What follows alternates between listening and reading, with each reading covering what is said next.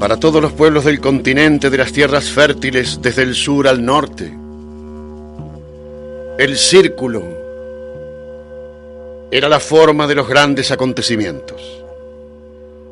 En círculos se disponían para las celebraciones, en círculos danzaban. La pipa andaba en círculos igual que el sol. Ahora los ancianos y los guerreros Gusiwilkes estaban sentados en círculo.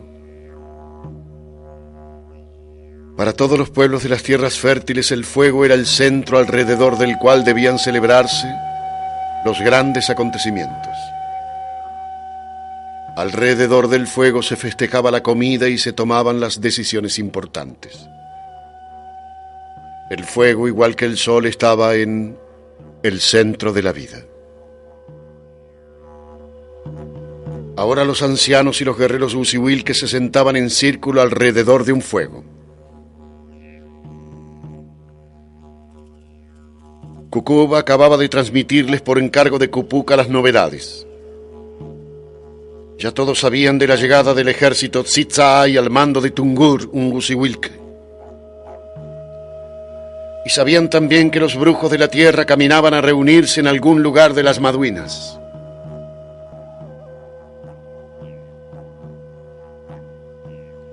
Tal como Kukub lo imaginó, ellos imaginaron que aquel movimiento no podía significar más que una cosa.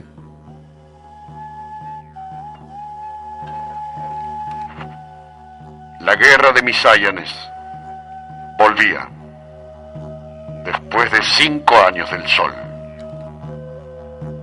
La guerra de Misayanes volvía después de 5 años del sol. Cuando los zapallos apenas empezaban a recuperar su dulzura, volvía Misayanes. De regreso de la guerra contra los sideresios, los guerreros Gusiwilkes habían retornado cada uno a sus propias aldeas de un lado y otro de las Maduinas. De a poco la vida recobró simpleza y los linajes recordaron sus conflictos. Sin embargo, el Consejo Gusiwilke guardaba suficiente memoria como para saber que, llegado el momento, la vida de cada día y los conflictos entre linajes tendrían que hacerse a un lado. Eso era en resguardo de la vida, de los linajes y de los conflictos. El momento parecía haber llegado. Los ancianos y los guerreros se reunieron en un claro del bosque de los confines, sombrío y sagrado.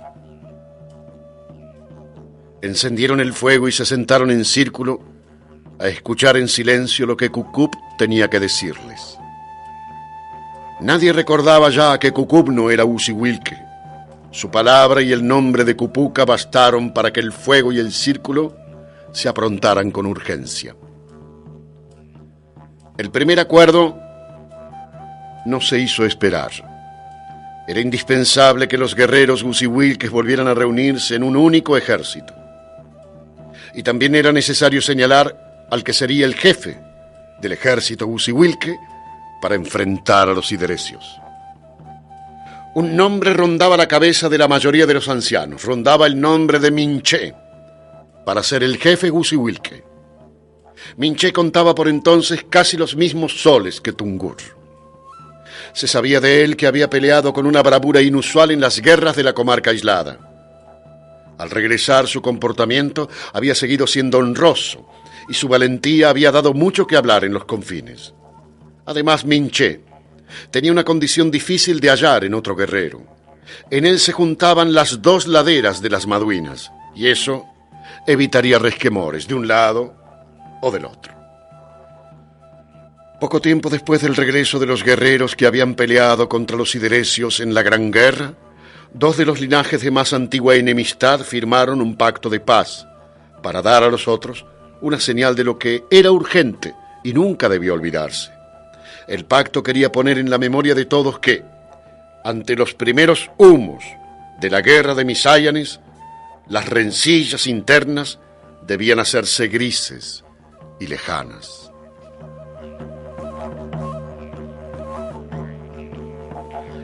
Pero para los Gusiwilkes todo, hasta la memoria, eran aconteceres. Por eso el pacto fue sellado con la realización de 7 bodas que unieron 7 hombres y 7 mujeres de los 2 linajes. Una de esas bodas fue la de Minché, con una mujer de los Corales. Los motivos eran suficientes, y Minché fue elegido jefe del ejército Gusiwilque sin ninguna oposición. Sin embargo, todavía faltaba determinar qué pasaría con Tungur.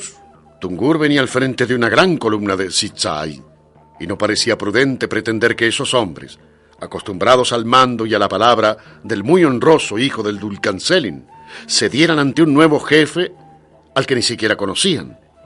Pero tampoco era posible que un ejército fuera a la guerra dividido en la decisión de 2 jefes con igual poder. Hubo que avivar el fuego porque la discusión se hizo larga. Hubo que asar alimentos para que los estómagos tuvieran su parte. Luego varios ancianos se tendieron en la tierra a dormitar. Hubo que esperar que los ánimos se aplacaran porque el asunto amenazaba con furias.